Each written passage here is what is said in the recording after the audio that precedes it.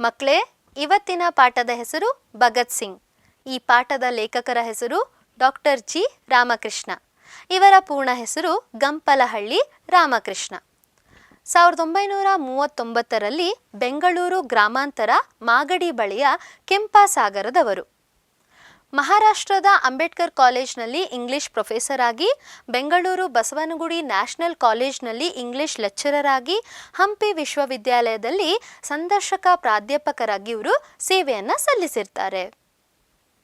ಭಗತ್ ಸಿಂಗ್, ದೇವಿ ಪ್ರಸಾದ್, ಲೋಕಾಯುತ ದರ್ಶನ, ಭೂಪೇಶ ಗುಪ್ತ, ಜಗೆವಾರ, ವಾನರದಿಂದ ಮಾನವ ದರ್ಶನ ಈ ರೀತಿಯ ಕೃತಿಗಳನ್ನು ಇವರು ರಚಿಸಿದ್ದಾರೆ.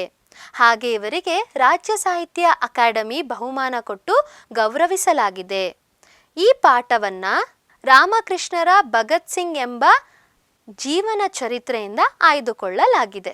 ಇದಿಷ್ಟು ಕವಿ ಪರಿಚಯ ಮಕ್ಕಳೇ. 12 ವರ್ಷದ ಬಾಲಕನೊಬ್ಬ ಅಮೃತ್ಸರದ ಜಲಿಯನ್ ವಾಲ್ಬಾಗ್ನಲ್ಲಿ ಮೂಕನಂತೆ ಅತ್ತಿತ್ತ ಓಡಾಡ್ತಾ ಇರ್ತಾನೆ. ಶಾಲೆಗೆ ಹೋಗುವ ಹುಡುಗ ಅಂದು ಅವರ ಹಳ್ಳಿಯಿಂದ ಹೊರಟಂತಹ ರೈಲಿನಲ್ಲಿ ಅಮೃತ್ಸರ್ ತಲುಪಿರ್ತಾನೆ. ಹಾಗೆ ಅವನು ರಾತ್ರಿ ಮನೆಗೆ ಬರ್ತಾನೆ. ಆತನ ಸಹೋದರಿ ಅವನಿಗೆ ಊಟ ಕೊಡಲು ಕರೀತಾಳೆ. ಆಗ ಅವನು ಊಟ ಬೇಡ ಅಂತ ಹೇಳಿ ನಿರಾಕರಿಸ್ತಾನೆ. ಹಾಗೆ ಅವನು ಒಂದು ಡಬ್ಬಿಯನ್ನು ತೆಗಿತಾನೆ. ಆ ಡಬ್ಬಿಯಲ್ಲಿ ರಕ್ತದಿಂದ ಕಲಿಸಿದಂತಹ ಮಣ್ಣು ಅಲ್ಲಿ ಕಾಣಿಸುತ್ತೆ. ಆಗ ಆಕೆಗೆ ಗೊತ್ತಾಗತ್ತೆ, 13/4/1919ರಲ್ಲಿ ಜಲಿಯನ್ ವಾಲ್ಬಾಗ್ನಲ್ಲಿ ಹತ್ಯಾಕಾಂಡದಲ್ಲಿ ಪ್ರಾಣ ಕಳೆದುಕೊಂಡ ವೀರರಿಗೆ ನಮನ ಸಲ್ಲಿಸಲಿಕ್ಕೆ ಈತ ಹೋಗಿರ್ತಾನೆ. ಯಾರು? ಆ 12 ವರ್ಷದ ಬಾಲಕ ಬೇರೆ ಯಾರೂ ಅಲ್ಲ, ಭಗತ್ ಸಿಂಗ್. ಅಂದು ಜಲಿಯನ್ ವಾಲಾಬಾಗ್ಗೆ ಭಗತ್ ಸಿಂಗ್ ಹೋಗಿರ್ತಾನೆ. ಅಲ್ಲಿ ಸುಮಾರು 2,000ಕ್ಕಿಂತ ಹೆಚ್ಚು ಜನ, ಅಂದರೆ ಮುಸ್ಲಿಂ, ಹಿಂದೂ, ಸಿಖ್ ಇವರು ಕೂಡ ಬ್ರಿಟಿಷರ ಗುಂಡಿಗೆ ಪ್ರಾಣವನ್ನು ತ್ಯಜಿಸಿರ್ತಾರೆ. ಅಲ್ಲಿ ರಕ್ತದ ಕೋಡಿಯೇ ಹರಿದಿರುತ್ತೆ.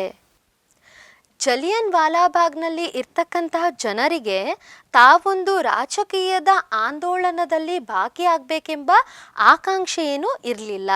ಹುತಾತ್ಮರಾಗಬೇಕೆಂಬ ಅಭಿಲಾಷೆ ಕೂಡ ಅವರದು ಆಗಿರಲಿಲ್ಲ. ಇಲ್ಲಿ ಜನರಲ್ ಡಯರ್ ಸಹ ತನ್ನ ಪೈಶಾಚಿಕ ಘಾತುಕಗಳಿಗೆ ಪ್ರೇರಕನಾಗಿದ್ದನು. ಈತನು 1650 ಸುತ್ತುಗಳಷ್ಟು ಗುಂಡಿನ ಮಳೆಯನ್ನು ಕರೆಸಿದ್ದನು. ಇಲ್ಲಿ ಈತ ಬಹಳ ಹೆಮ್ಮೆಯಿಂದ ಹೇಳ್ಕೊಳ್ತಾನೆ, ಒಂದು ಗುಂಡು ಸಹ ವ್ಯರ್ಥವಾಗಲಿಲ್ಲ, ದಂಡವಾಗಲಿಲ್ಲ. ಮುಂದೆ ಈ ಬಾಲಕ ಭಗತ್ ಸಿಂಗ್ ಈ ಮಣ್ಣನ್ನು ನೋಡುವುದರ ಮೂಲಕ ಬ್ರಿಟಿಷ್ ಸರ್ಕಾರದ ವಿರುದ್ಧ ಸೇಡನ್ನು ತೀರಿಸ್ಕೊಳ್ತಾನೆ ಅಂತ ಹೇಳಿ.